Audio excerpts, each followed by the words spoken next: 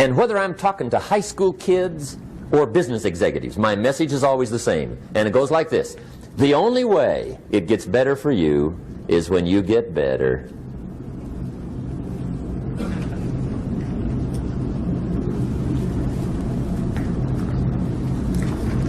Let me give you the 4 major lessons in life to learn. Here's 4 majors. It's good to study the majors. In our weekend seminar we teach. Some people don't do well because they major in minor things. You've got to be on the lookout. At the end of every week, end of every month, you've got to check, make sure you're not spending major time on minor things. Okay, we go through that whole series. Majors and minors. Now, let me give you 2 phrases before we get to the 4 majors. This will set it up and you'll see where I'm going. 2 key phrases for your notes. Here's the first one. Life and business is like the changing seasons. That's the first phrase. Life and business is like the changing seasons. One of the best ways to describe life, it's like the seasons. Frank Sinatra sings, life is like the seasons. Now here's the second phrase. Very important. You cannot change the seasons, but you can change yourself. You can't change the seasons, but you can change yourself. And see, that's how life gets better for you, not by chance, but by change.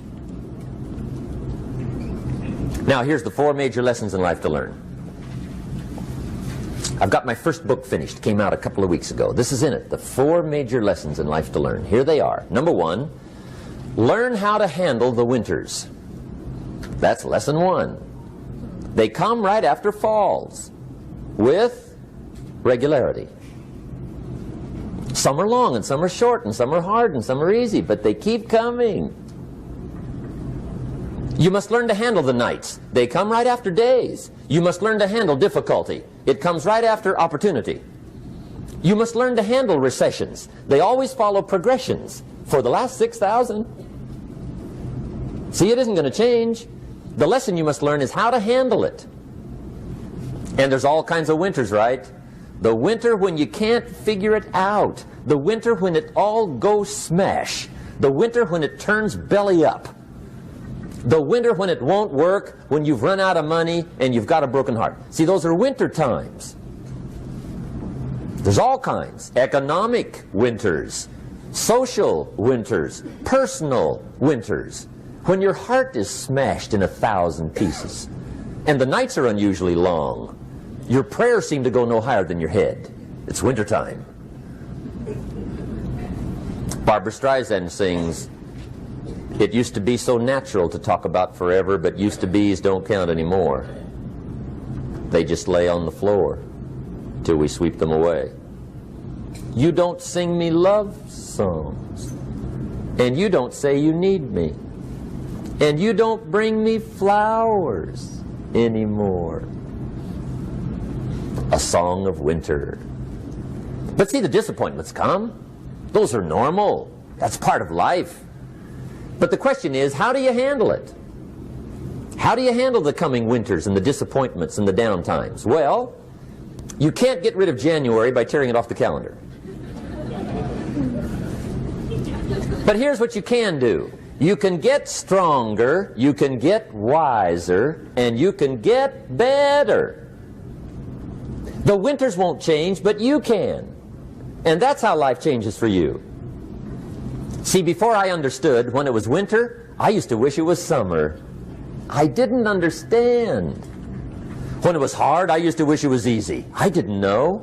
And then Mr. Schoaf gave me a part of his very unique philosophy when he said, "Don't wish it was easier, wish you were better."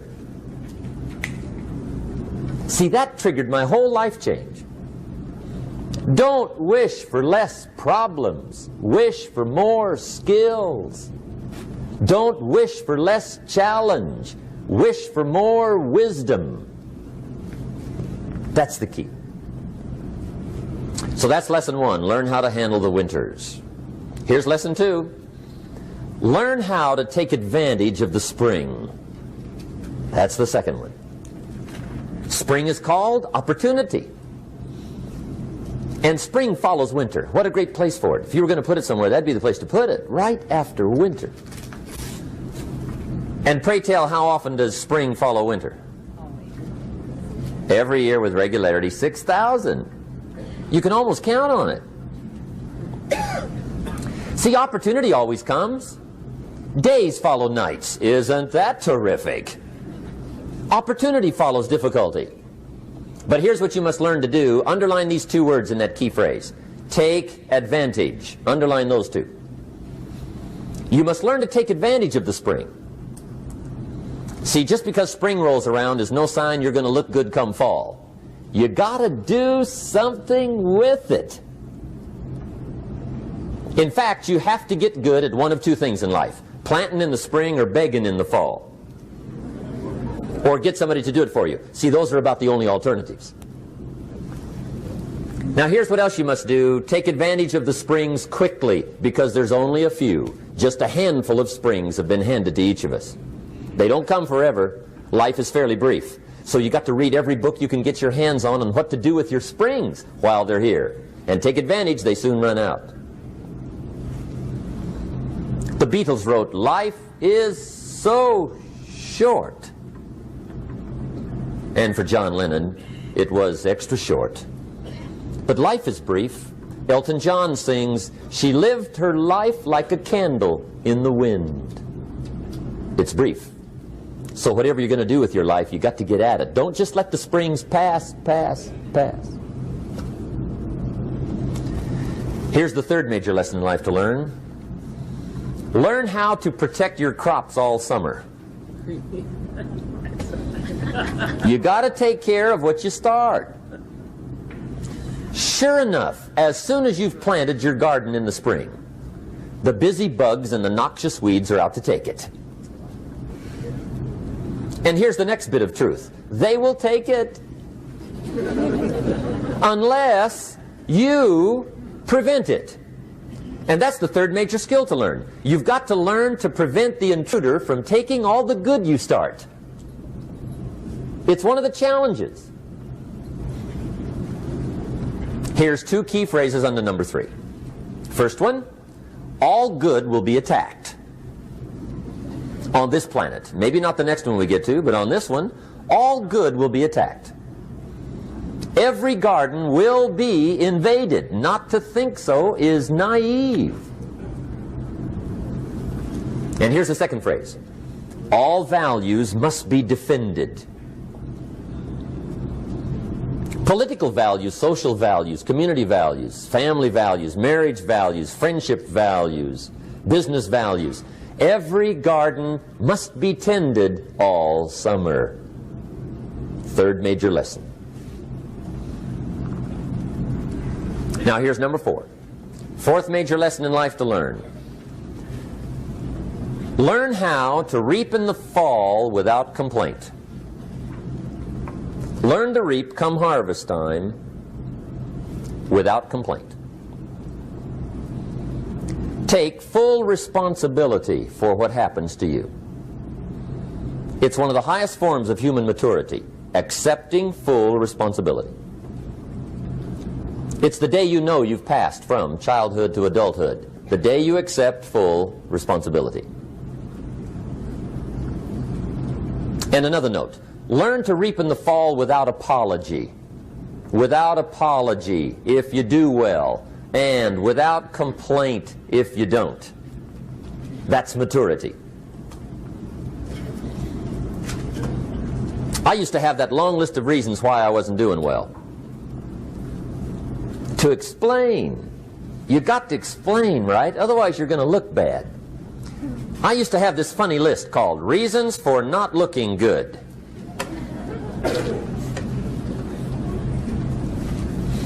I used to blame the government. I mean, you can believe that or not. It was at the top of my list. I had a lecture second to none. The government. That was on my list. I used to blame taxes. Look what you got left after they take everything. And they expect you to do well. That was on my list there. Prices, that one's easy, right? You walk into the supermarket with $20, come out with a little half bag. So I had that on my list. I used to blame the weather. I blamed the traffic. I used to blame my car. I blamed the manufacturers. I used to blame the company. I blamed company policy. I used to blame the training program.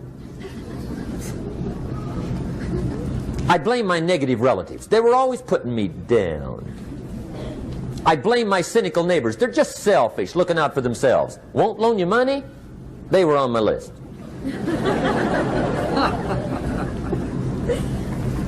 I used to blame the economy. I blamed the community. That's a pretty good list for not doing well, isn't it? I thought it was good. I'll never forget one day, Mr. Schoaf was very kind, but he was also very blunt. And this was no exception. And I'm glad he was blunt. There's a lot of things I'd have missed if he hadn't have been blunt.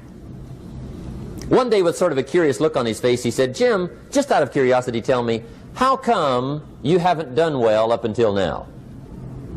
Excellent question. I thought, well, so I won't look too bad, I'll go through my list. And this list I just gave you, I put that on him. And he was very patient. He let me go through the whole thing, the government, the weather. I went through this whole thing. When I finished, he looked my list over very carefully. He said, "Mr. Rohn, big problem with your list. You ain't on it." How brilliant.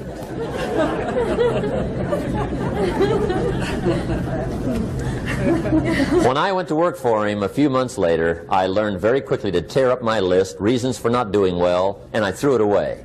And I got me a fresh piece of paper. And I put one word on it. Me. There's a Black Heritage spiritual that says, "It's not my mother nor my father, nor my brother nor my sister, but it's me, oh Lord, standing in the need of prayer." See, I used to blame everything outside. And then let me give you a little philosophy that helped turn my life around. For your notes, here it is. It's not what happens that determines the quality or the quantity of your life. It's not what happens. And the reason is because what happens to about everybody. No different. The sun went down on all of us last night. A common event, a happening. And I found out that the same things can happen to two different people. One gets rich and one stays poor. Why is that? It's because it's not what happens, but rather it's what you do that changes everything. So that's a key phrase. It's not what happens, it's what you do. What happens is about the same. You might put that in parentheses here. Same. What people do, that's what's different. Anything can happen, right? Everything can happen. I've heard all the stories. I've been one of the stories. Hey, we could all tell stories all night long, right? Happenings. Anything can happen. Have you heard of Murphy's Laws? Anybody here heard of Murphy's Laws? Okay, most of you have. Murph had these laws. One of them was, if anything can go wrong, it will. That's one of Murphy's laws. He was not one of the great positive speakers of the day. But anyway, it's still true though, right? Anything can go wrong, everything can go wrong. For sure. I've fallen out of the sky so many times. Once to the tune of a couple of million. Devastating. Took me a while to survive that one. Now, it wasn't all that much, but it was all I had. Right? I mean, that's when it's much, right? When it's all you got. If you got 3, 2 go, you got 1 left, you ain't looking that bad. But when it all goes. Has anybody been there when it all went? Anybody? Come on, the rest of you liars. Go ahead. Hey, we've all been there, right? When it all went. Of course, it used to be a long time ago, right? When you ran out of money, got to 0, you were all through. Heck, now you can whistle right on by 0, right? I mean, They will bury you. That's what they will do.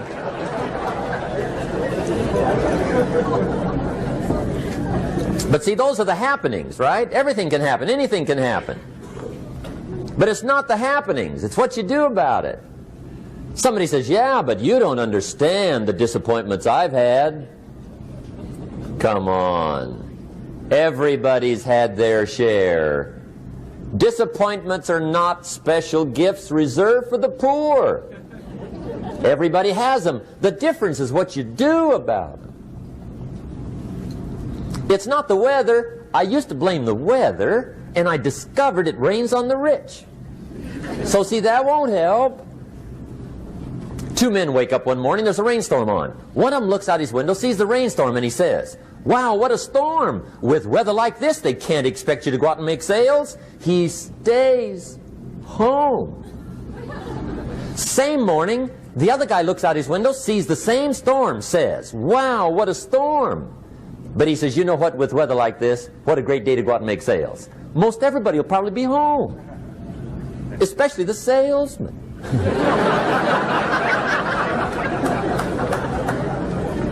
See, that's the difference in how your life works out. It's not what happens, it's what you do. So here's one of the key questions of the evening. Starting tomorrow, what are you going to do that'll make a change in your life's direction? Good question. What are you going to do starting tomorrow that'll make a difference? Now see, if you don't do something starting tomorrow that'll make a difference, guess what? It's going to be the same.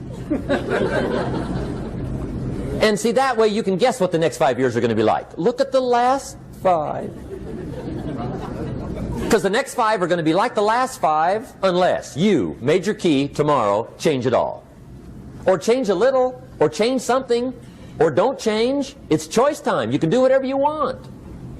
But it's nice to know any day you wish you can change your whole life. What can you do starting tomorrow that'll make a difference? Good question. What can you do with economic chaos, massive disappointment? What can you do with a broken heart? What can you do when it won't work? Good question. So if I had a word with you tonight, one-on-one, just you and me, I think my personal advice to you would be, this year, 1981, reach down inside of you and come up with some more of those remarkable human gifts. They're there, waiting to be utilized. And then change anything for you you want to change. And I challenge you to do that because you can change. If you don't like how it is for you, change it. If it doesn't suit you, change it. If it doesn't please you, change it. If it isn't enough, change it. And I challenge you to do that because you can change. See, you don't ever have to be the same again after tonight, only by choice. If you don't like your present address, change it. You're not a tree.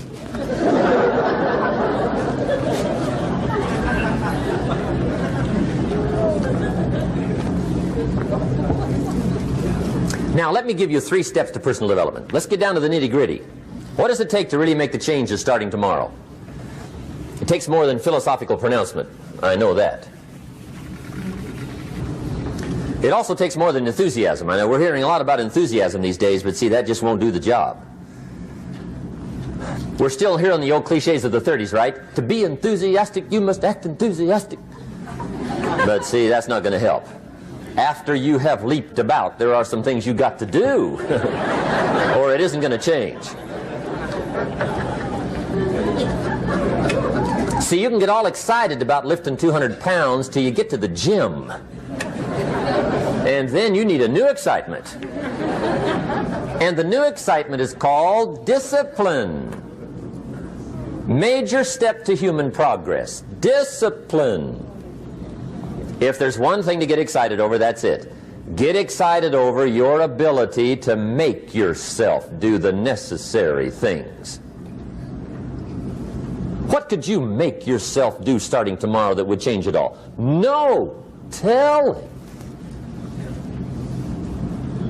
Now, see, that's exciting. On any given day, you can massively change the direction of your life. Murder is a clear example that any one person on any given day can forever alter the course of their life. It just happens to be a negative act. But just as sure as you can commit a negative act, you can also commit a positive act and forever alter your life, whenever you wish. Now that's exciting. And whatever that act might be that changes your life. The guy finally takes a shotgun to his car and blows out every window, destroys every tire, puts 100 rounds in this shabby old thing. And he says, I have driven this embarrassing thing for the last time. And not only will I never drive it again, nobody else will ever drive it again. And he lets that shuddering thing stand there for a while as a monument to the day he said, today my life changes. Now who can do that? Anybody. When can you do it? Whatever day you pick.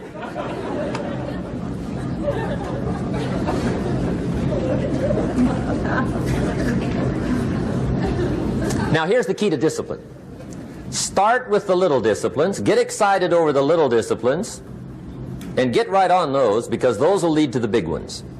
You can't handle the big challenges in life unless you take on the little ones. Make a list of all the things you can do, get right on those, discipline yourself for those, both for the results and for the muscle and for the practice, so that when life hands you some big challenges, you'll be ready, you'll have the muscle. But see, if you don't handle the small ones, you can't take care of the big ones.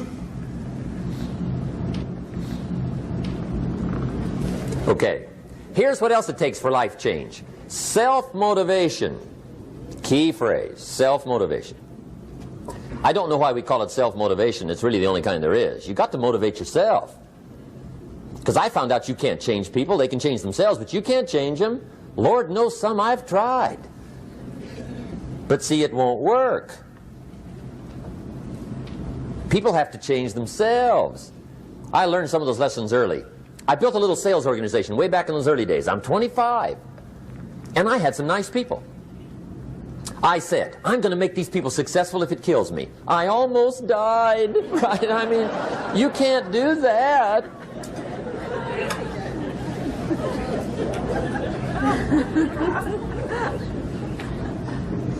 See, I've discovered this. Good people are not trained, they're found. You find good people. You don't make them good, you find them good. Training really is for the purpose of finding good people. You don't need much instruction for a good person. Too much training probably means you got the wrong people.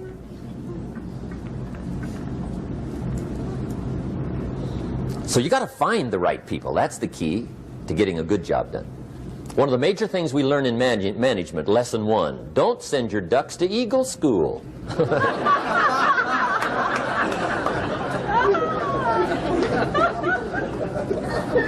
Because it won't help. I mean, I'm telling you, it won't help, no matter how good your school is.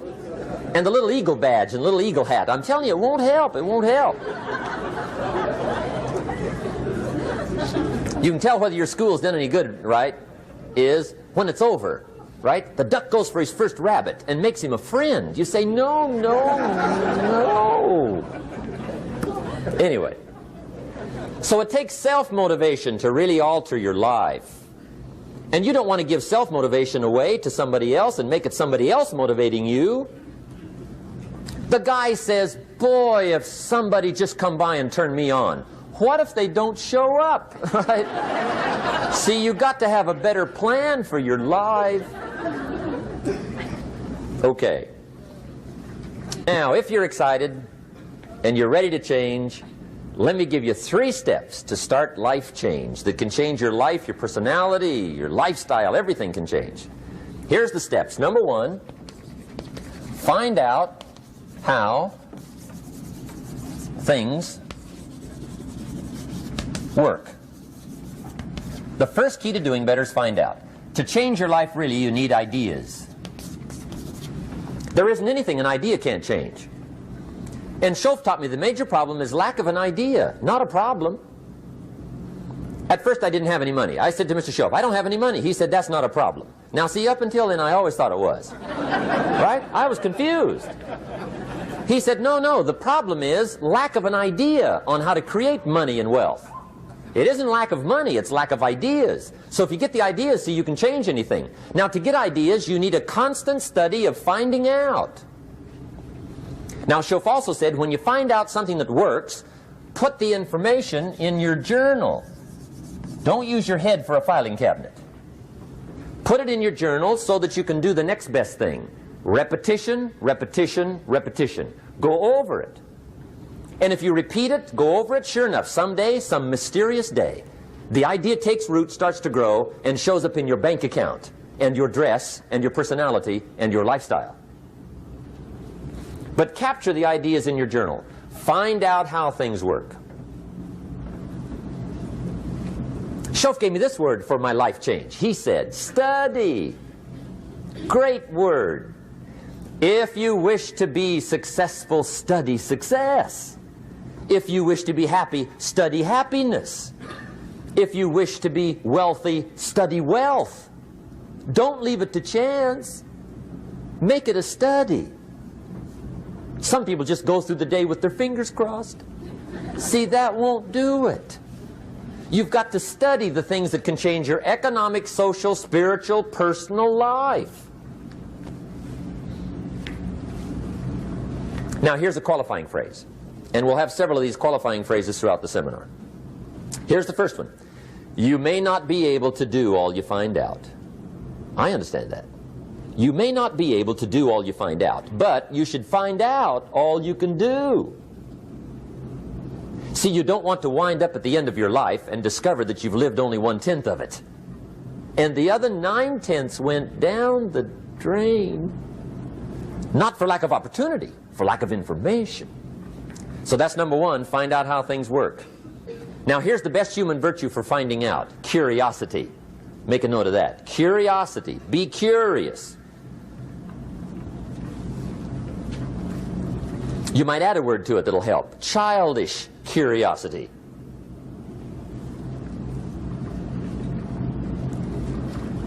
What will kids do if they want to know something bad enough? Bug you. That's the phrase. They can ask 1,000 questions. You think they're through? They got another 1,000. They'll drive you to the brink. It's a virtue. When you gotta know, be like a child. In fact, Jesus, the master teacher, said, unless you can become like little children, you might as well forget it. You don't have a prayer. Excellent advice. You got to be like children. 4 ways, in my opinion, to be like a child. Number 1 is curiosity. Number 2 is excitement. Get excited like a child over your ability to make yourself do anything for change. 3rd is faith. Have faith like a child. Adults are too skeptical. And 4th is trust. Trust is a childish virtue, but the rewards are incredible. So be like a child. Now, if you're curious, let me give you 3 ways to find out how to change anything. Any life direction, any dimension. Here's 3 ways to find out how to change anything. Number 1 is to read. Become a good reader. All of the successful people I know and work with around the world, they're all good readers. Curiosity drives them to read. They got to know. They just read.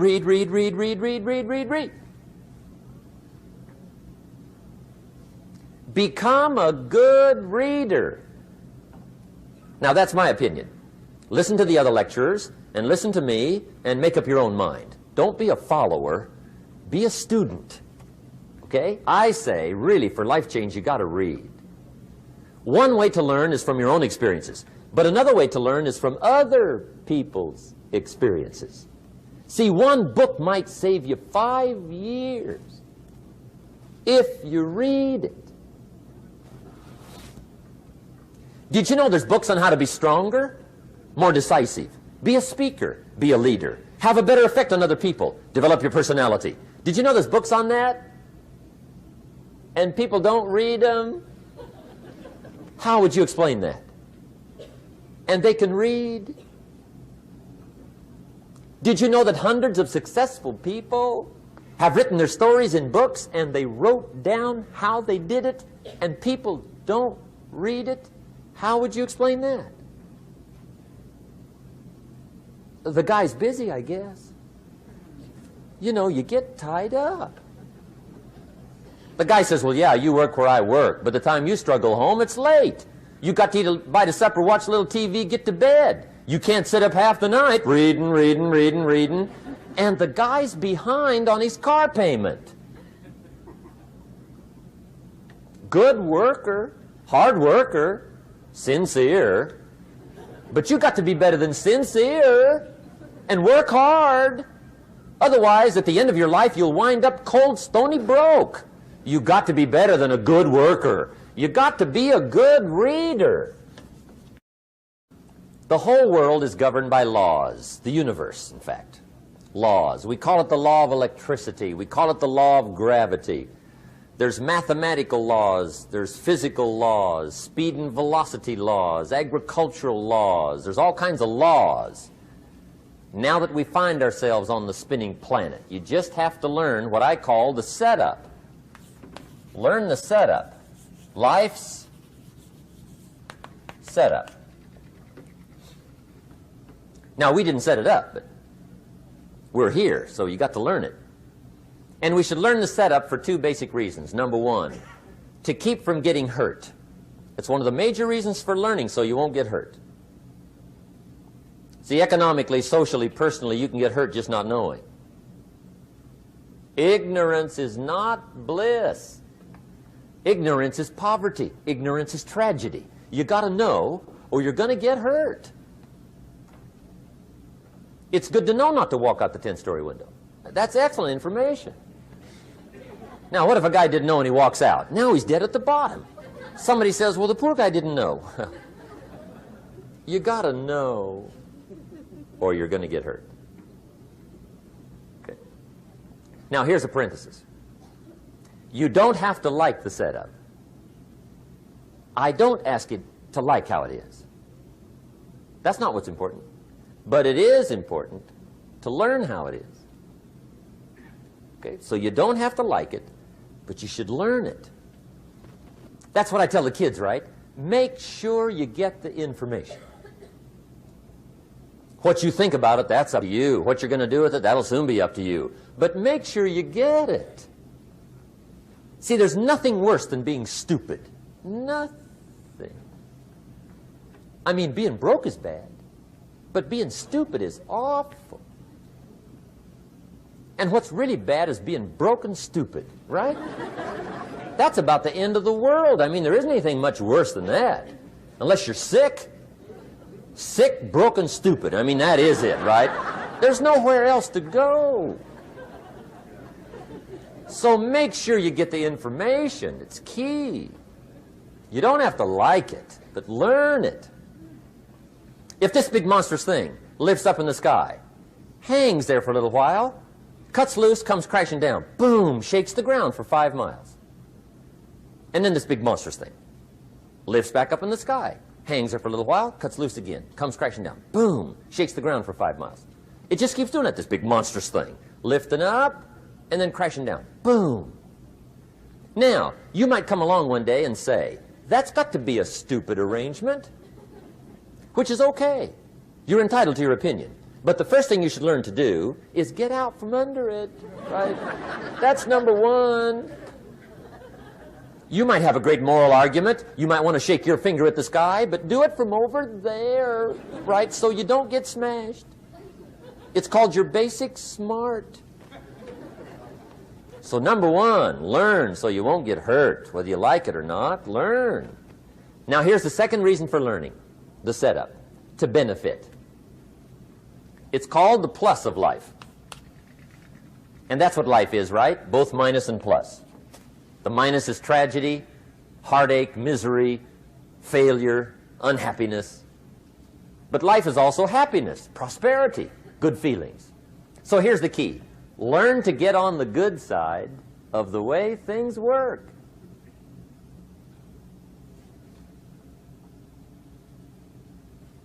Now, here's two of the basic laws, and we'll take our break. Shof taught me these. They come from the Bible. Now, again, I'm an amateur, okay? When it comes to the Bible, I'm not a pro. So you'll sort of have to take my way of putting it. But here they are. The first one is the law of use. The law of use. And it goes something like this. Whatever you don't use, you lose. Lack of use causes loss.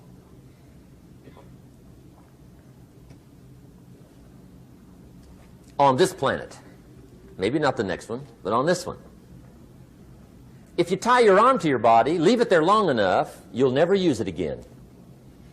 It's over for the arm. Now, it may not be over, but it's over for the arm. The only way to keep the use of this arm is what? Keep using it. If you quit, you lose automatically. They don't bring it up for a vote. You lose automatically when you quit. Now, the same thing that goes for your arm goes for your brain, mentality. The same thing goes for all the human virtues. Ambition, unused, declines. Strong feelings, unused, diminish. It doesn't grow, it diminishes. Faith, unused, decreases. It's a law. Vitality, unused, diminishes. Energy, unused, decreases. The guy says, well, I'm going to save up my energy. You can't do that. That's like trying to save today, put it on the end of the year. See, you can't do that. They'll come take you away. If you don't use today, what? It's lost. The guy says, well, I'll work twice as hard tomorrow to make up for it. See, that's foolish. You could have done that anyway. Today, unused is lost. A talent unused is lost. An ability unused is lost. So here's one of the key expressions of the evening. Take a new inventory of yourself. Starting tomorrow, new project. Take a new inventory. And make sure that all of your talent and ability and mentality and ingenuity and vitality and strong feelings, faith, courage, make sure that all you've got's being used. Otherwise, you lose. Now, one of the best illustrations of the law of use is a Bible story called the Parable of the Talents. The talent story. Interesting story if you haven't read it in a while. Just review it. It's a good story. An ancient story. It says there was a master with 3 servants. He got them together one day and he said to the 3, I've got these talents. And in those ancient days, a talent was a measure of gold. And he said to the 3 servants, take these talents and see what you can do with them while I'm gone. He said, I'm taking a journey and I'll be gone for a while. When I come back, we'll get together, go over the book, see how you did. He said, here's 5 of these talents for you. 5. Here's 2 of them for you. 2. And here's 1 for you. 1. The master said, take those talents, see what you can do with them. When I come back, we'll get together, we'll go over it all. The servant said, okay, master takes off. According to the ancient story, the master comes back from his trip. When he gets back, he gets the 3 servants together, and as he said he would, he asks, how did it go with those talents? You were 5. What happened? That servant said, well, I took the 5 talents you gave me, and I put them to work. A little shaky at first, but he said things finally got rolling. And he said, I poured it on. And he said, my talents grew to 7, 8, 9, 10. He said, I doubled my talents from 5 to 10. Books will show. Master said, one heck of a job. Or something like that. He said, I gave you 2 talents. What happened? That servant said about the same thing happened to me. I put those 2 talents to work, poured it on. They grew to 3 and then to 4. He said, I doubled my talents from 2 to 4. Books will show. Master said, well done. He said, I gave you 1 talent. What happened? That servant said, well, I took the talent you gave me, and I carefully wrapped it, and I dug a hole and buried it. And camouflaged it, I suppose, right? So nobody would steal it. And he said, fortunately, nobody got it. And he said, I knew you were going to be here today, so I dug it up. Here it is, safely wrapped. I did not lose it while you were gone.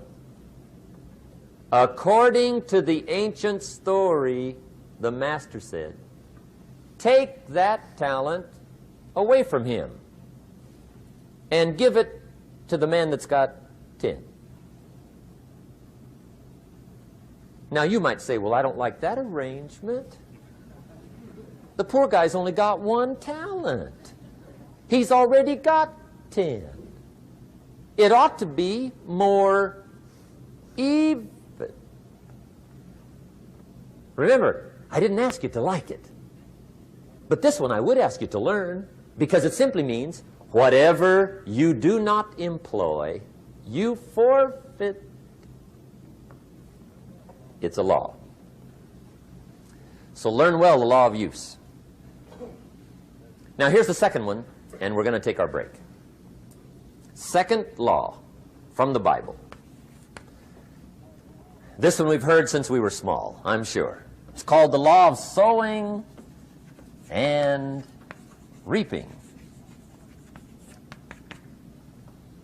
In fact, we've probably heard it so often we could quote it. It says, whatever you sow, what? You shall reap.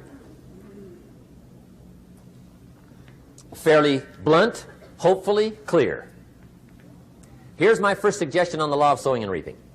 Don't try to beat it. You might as well try sitting on the sun in the morning. Keep it from coming up. You'll have better luck. Whatever you sow, you reap. Now, for a fair share of my life, I'm a bit mixed up on how all this applies. Among a lot of things I was mixed up on. I knew I wasn't reaping too good. That I understood. My problem was I was confused about what was causing it. Remember me with the funny list? I thought those are the reasons why it isn't working out well. And then Mr. Schoaf gave me the clue that helped me figure it all out. He said, Mr. Rohn, I have another answer for you. There's another way to quote this law that'll show you where the problem is so you can go to work on it right away. All you need to know is where the problem is. Then you can go to work on it. So he quoted me the law another way, and I found out what my problem was. Here's the way you quote the law. Whatever you reap is what you've sown. Now I knew what my problem was. Whatever you reap is what you've sown. If you don't like the crop, who do you look up? Answer, whoever planted it. And where do you find who planted your crop? Answer, in the mirror. What I finally learned to do come fall was to go to the mirror. That's where you go. And if necessary, you say, a few skinny carrots? I got to be unimpressed. Where were you last spring? Asleep? Didn't you read the books? Did you break your hoe? Let me give you 7 key points to the law of sowing and reaping. Let's tick right down through the list of 7, and it'll be break time. 7 points to sowing and reaping. Here's part of the philosophy that really helped me to make some changes in life direction. Number 1, the law of sowing and reaping is negative. That's number 1, which simply means if you sow bad, you reap bad. Now, this is kind of 3rd grade, but it doesn't hurt to go over the basics. If you plant thistle seeds, you don't get pumpkins. Honest, no use looking for pumpkins. John says, how come no pumpkins? Come on, John. The law's negative. That's how come. Now, here's number 2. The law's positive, which simply means if you sow good, you reap good. If you plant pumpkin seeds, you don't get thistles. Not from pumpkin seeds. Mother Nature won't pull tricks on you over in the corner snickering, pushing you thistles and you planting pumpkin seeds. She won't do that. You will get pumpkins from pumpkin seeds, and the reason is because the law is positive. Now here's number 3. I got excited when I found out the full dimension of this. See, you do not reap what you sow, but rather you always reap much more than what you sow. So the 3rd key word is more. You don't get back what you put out. You get back much more than what you put out. And it works both positive and negative. On the negative side, it said, if you sow to the wind, you reap the whirlwind. So you've got to get ready for that, or you will be naive. See, anybody can, whether you will or not. See, that's the question. And here's a good question to ask. We are all buying somebody's plan. The question is, whose? Who's got you talked into doing what you're doing? Who's got you talked into your present plan? See, 10 years from now, you will surely arrive. The question is, where?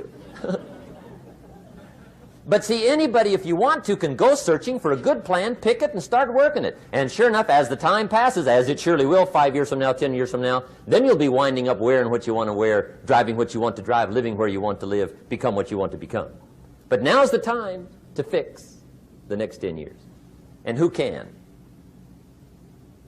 Anybody. Here's number 6. The 6th key to sowing and reaping. This is leveling with you now, as we promised to do. There's one thing better than the truth, and that's the whole truth. And here's part of the whole truth of the law of sowing and reaping. Number 6 is, you could lose. There are times when you just lose, no matter what you do. It's that kind of planet. You reap what you sow. Yes, but... what does that mean? Yes, but... well, the farmer plants his crop in the spring, takes care of it all summer, loves his family, works 10, 12 hours a day, 6, 7 days a week, is an honorable man. Come fall, he's got a beautiful crop, and he deserves every bit of it. But the day before he sends the combines into the field, a hailstorm comes along and beats it all in the ground, which means you lose. Somebody says, well, what did he do wrong? Answer, nothing. It's just that kind of planet.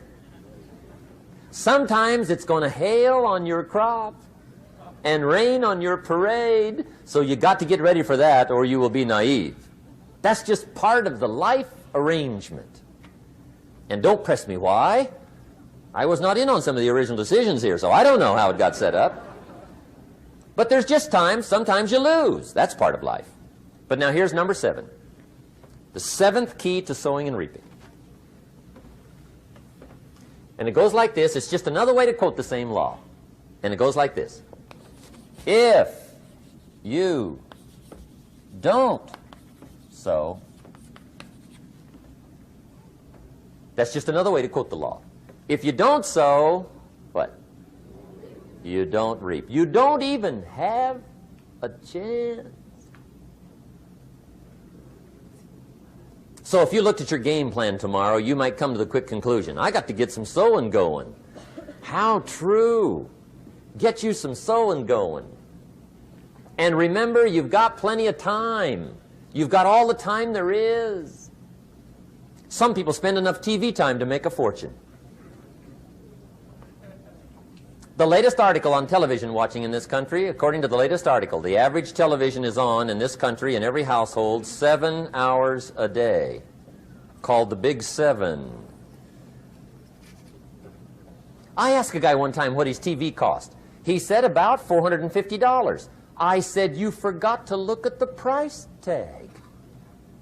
He said, what do you mean? I knew he was a TV watcher. I said, that television costs you, in my opinion, at least $12,000 a year. To watch it, not to own it. Owning it's cheap. Watching it is what's expensive. And I said, hey, $12,000 a year is too much to pay to watch TV. That's too much. Pay a little, but not $12,000. And he's the guy that said, I hope pay TV never comes.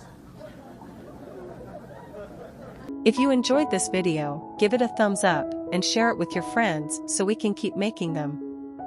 For more videos like this, hit the subscribe button and remember to click on the notification bell so you get notified when we post a new video. Thanks for watching.